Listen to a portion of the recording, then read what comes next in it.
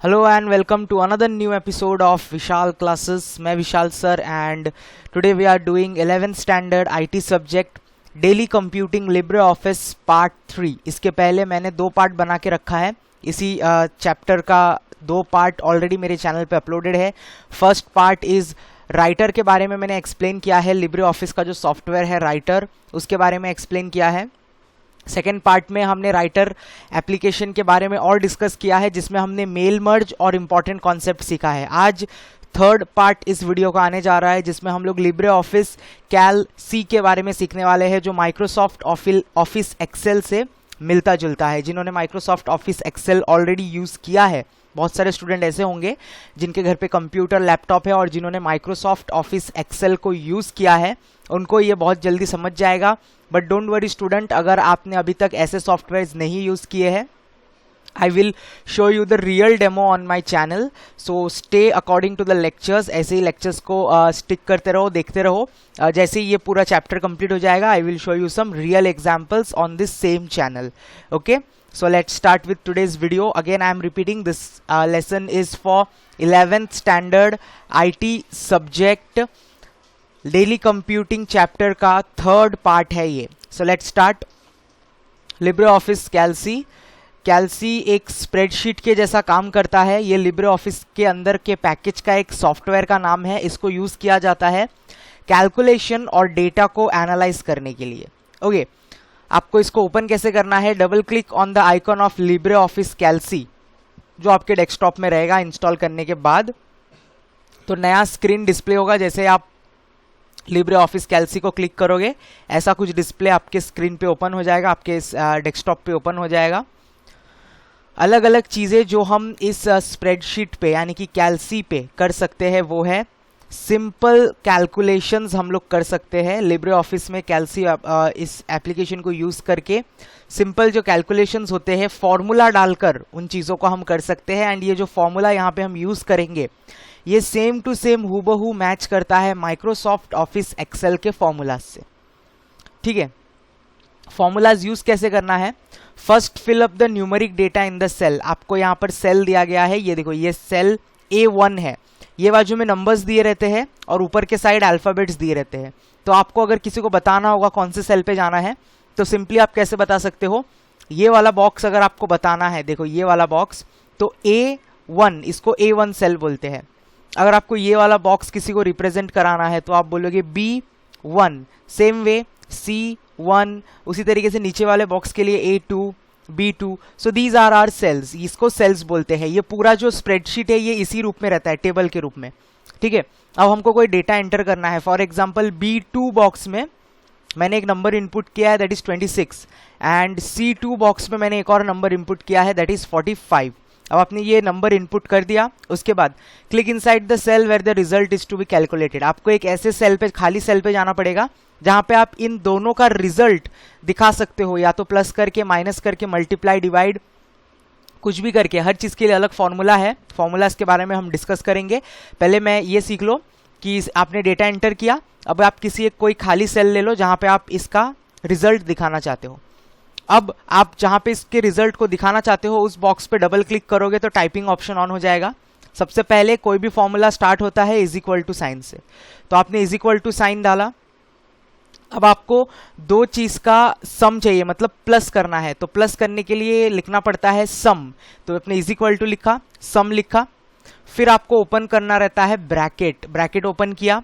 अब आपको कौन से सेल से कैलकुलेट करना है तो आप क्लिक करोगे, ब्रैकेट ओपन करके आप माउस से क्लिक करोगे 26 पे, मतलब B2 से. आप जैसे इस सेल पे क्लिक करोगे ऑटोमेटिकली यहाँ पर B2 लिख के आ जाएगा.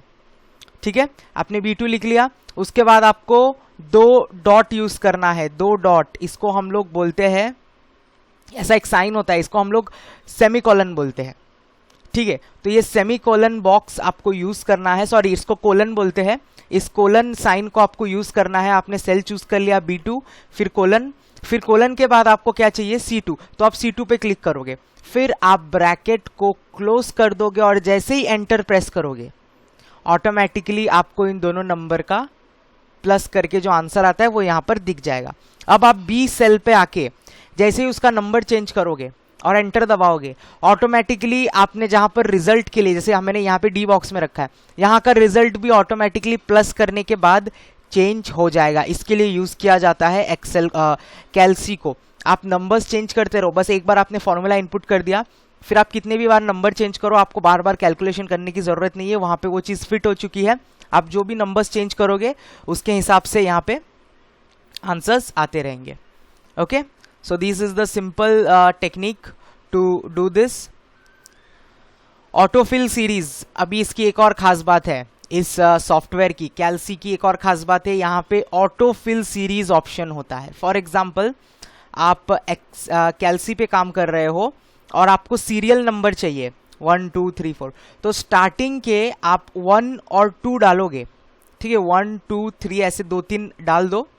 उसके बाद आप जैसे ही बॉक्स को उस बॉक्स पे क्लिक करके नीचे की तरफ जितना ड्रैग करोगे और माउस छोड़ दोगे, ऑटोमेटिकली सारे नंबर्स आपको इनपुट करने की जरूरत नहीं है, ऑटोमेटिकली कंप्यूटर उस नंबर्स को इनपुट कर देगा। 1 2 3 4 5 6 7 8 9 10 ये सारा सब कुछ वो कर देगा। या फिर आपको 5 का टेबल चाहिए, तो स्टार्टिंग के 3 या 4 बॉक्स आप 5 के टेबल लिख दो, 5 10 15 20। उसके बाद आप नीचे की तरफ खींच के जैसे ही ड्रैग करोगे माउस को, ऑटोमेटिकली जब तक आप जहां तक आपने ड्रैग किया है माउस को, वहां तक 5 का टेबल इनपुट हो जाएगा। ऐसे ही आप ऑड नंबर्स इनपुट कर सकते हो, इवन नंबर्स इनपुट कर सकते हो। संडे मंडे ट्यूसडे, एक बार मंडे डाल दो, बॉक्स को नीचे की तरफ ड्रैग करो माउस को पकड़ के, automatically Tuesday Wednesday Thursday automatically आ जाएगा। आप मंथ के साथ भी ऐसा कर सकते हो, सिर्फ जनवरी डाल दो, पकड़ के ड्रैग करो नीचे की तरफ, ऑटोमेटिकली सारा डेटा अपने आप आ जाएगा। So this is the special thing about कैल्सी। ये सारा चीज हम राइटर पे भी जाके कर सकते हैं, बट राइटर पे अगर हम जाके टेबल बना के ये सब चीजें करेंगे, हमको मैन्युअली सारा नंबर एंटर करना पड़ेगा। तो कभी कभार क्या होता है, बहुत बड़े ऑर्गेनाइजेशन में लार्ज नंबर ऑफ डेटा रहता है जिसको संभालना रहता है, डेटा एंट्री करना पड़ता है। तो उस वक्त वैसी चीजों पे अगर काम किया जाए, राइटर पे अगर काम किया जाए टेबल बनाकर, तो बहुत लंबा टाइम लग जाएगा, there will be a waste of time. इसके लिए स्पेशली इस सॉफ्टवेयर को बनाया गया है डेटा हैंडल करने के लिए, क्योंकि यहाँ पे सारी चीजें ऑटोमेटिकली हो जाती है। सो आपको समझ में आ ही रहा होगा कि कितना यूजफुल है ये software. Then we have a option of shorting the data. Data को किस तरीके से अरेंज करना है, how to arrange the data, इसको हम लोग डेटा सॉर्टिंग बोलते हैं। फॉर एग्जाम्पल, हमारे पास जो भी डेटा है उसको हम अल्फाबेटिकली अरेंज कर सकते हैं। मेरे कंपनी में कुछ एम्प्लॉयज काम करते हैं, सबका अलग अलग नाम है।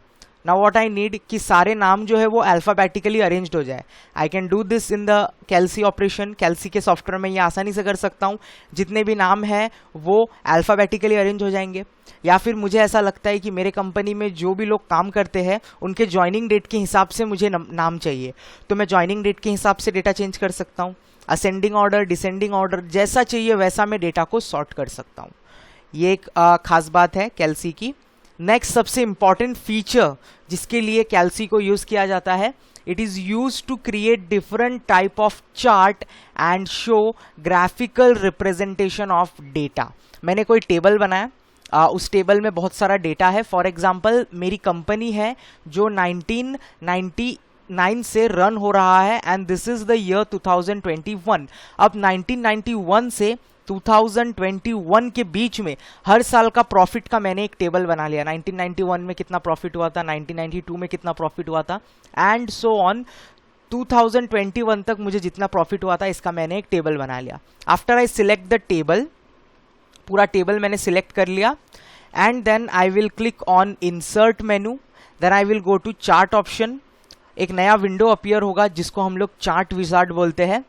सिलेक्ट द, आपको किस तरीके का चार्ट बताना है उस टाइप को सिलेक्ट करना है। 3D लुक सिलेक्ट करोगे तो आपका जो ग्राफ है वो बहुत अच्छा लुक देगा, तो आपको 3D लुक पे सिलेक्ट करना है। 3D व्यू चाहिए तो आपको शेप सिलेक्ट करने हैं, नेक्स्ट बटन पे जाना है, ठीक है। फिर आपको डेटा रेंज सिलेक्ट करना है कि आपने जो टेबल बनाया है उस टेबल का सारा डेटा चाहिए या थोड़ा ही डेटा चाहिए, उतना डेटा रेंज करके आप नेक्स्ट बटन पे क्लिक करोगे। फिर आप नेक्स्ट विंडो पे आओगे, data ranges for each individual series is displayed, click on next button. आपको कुछ नहीं करना है, आपको नेक्स्ट बटन पे आ जाना है। आप जैसे ही सारे सब कुछ फिल कर दोगे, आपको एक एक्स एक्सिस एक वाई एक्सिस, जो ग्राफ पेपर होता है ऐसा ग्राफ पेपर दिखेगा, एक्स एक्सिस वाई एक्सिस, और आपने जो भी साल डाले हैं और जो भी प्रॉफिट डाले हैं उसके बार ग्राफ बन गए रहेंगे साइड में। ऑटोमेटिकली कंप्यूटर इसको बनाता है, आपको कुछ करने की जरूरत नहीं, आपको बस टेबल बनाना था जिसमें आपको डेटा डालना था, ये सॉफ्टवेयर सारा ग्राफ अपने आप बना देता है। तो आपके सामने एक ग्राफ होगा जिसमें एक्स एक्सिस होगा, वाई एक्सिस होगा, और आपको ग्राफ अगर बराबर लगता है आपको फिनिश बटन पे क्लिक करना है, आपके सामने पूरा ग्राफ होगा। एंड जब हम ऐसे ग्राफ्स बनाते हैं हमको किसी भी चीज का देखने का आइडिया और अच्छे से आ जाता है। Suppose I want to present this to an investor, मुझे कुछ इन्वेस्टर्स को ये चीज दिखाना है, तो I can use this software and create beautiful graph and graphical representation. सिर्फ ग्राफ ही नहीं, पाई चार्ट्स भी बनाया जा सकते हैं इसमें, और भी बहुत सारी चीजें बनाई जा सकती है। Then there is another feature, greatest feature in this app, that is auto filter. Now what is auto filter? अभी देखो, filter option is use to filter the record according to some value and some criteria. For example, आपको city wise अपने लोगों को देखना है, मतलब आपने एक डेटा डाला है, ठीक है, आपके कंपनी में एम्प्लॉयज काम करते हैं, अब वो एम्प्लॉयज अलग अलग सिटी से आते हैं, कोई आता है वसई से, कोई आता है विरार से, कोई नालासुपारा से, कोई भाईंदर से, कोई नायगांव से, कोई मीरा रोड से, ऐसे सो ऑन। आपके पास हर स्टेशन के, हर सिटीज के लोग काम करने आते हैं। आपको क्या करना है, आपको एक ऐसा सिस्टम बनाना है, फिल्टर डालना है। आप डेटा को फिल्टर कर सकते हो, वहां पे एक ऑप्शन दिखेगा। आप जैसे ही, आपने देखा होगा इंटरनेट पे ड्रॉप डाउन बॉक्स नाम की एक चीज होती है, हम लोग उस पर क्लिक करते हैं तो ऑप्शंस आता है।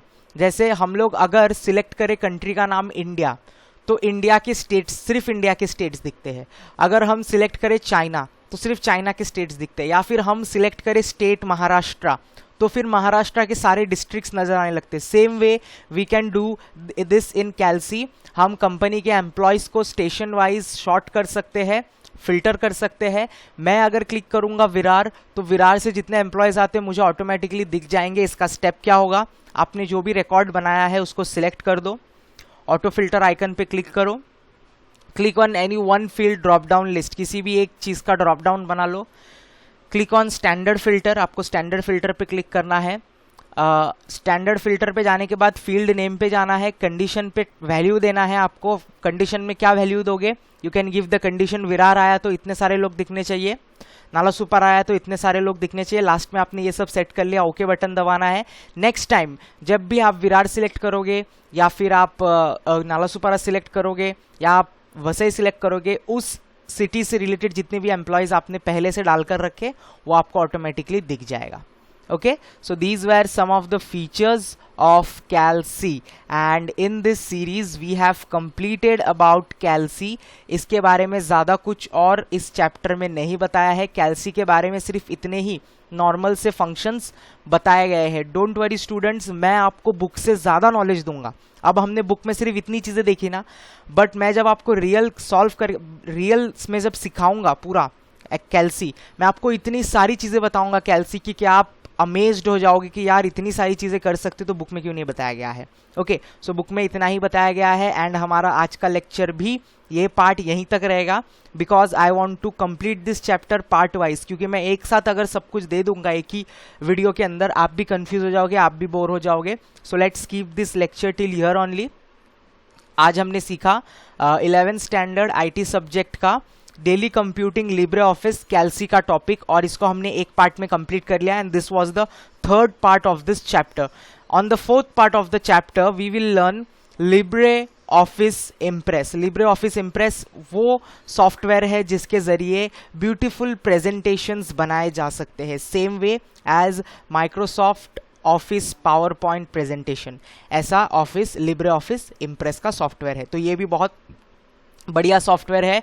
You can do animations also in this. आप इस सॉफ्टवेयर में आकर एनिमेशंस भी कर सकते हो। कैसे एनिमेशंस करोगे शायद इस बुक में नहीं दिया है, बट मैं आपको सिखाऊंगा। आप इस सॉफ्टवेयर के जरिए एनिमेशंस भी कर सकते हो, beautiful animations you can create. Okay, so lecture में बने रहना, अगला लेक्चर इसी पार्ट के ऊपर होगा, and I will after this IT का ये पूरा चैप्टर कंप्लीट हो जाएगा, I will try to make lectures for other subject like we will handle BK। जब तक हमारा 12th स्टैंडर्ड स्टार्ट नहीं होता तब तक हम BK का वो जो चैप्टर है, अकाउंटिंग्स के जितने भी चैप्टर्स है, वो सारे चैप्टर्स को खत्म करने की कोशिश करेंगे।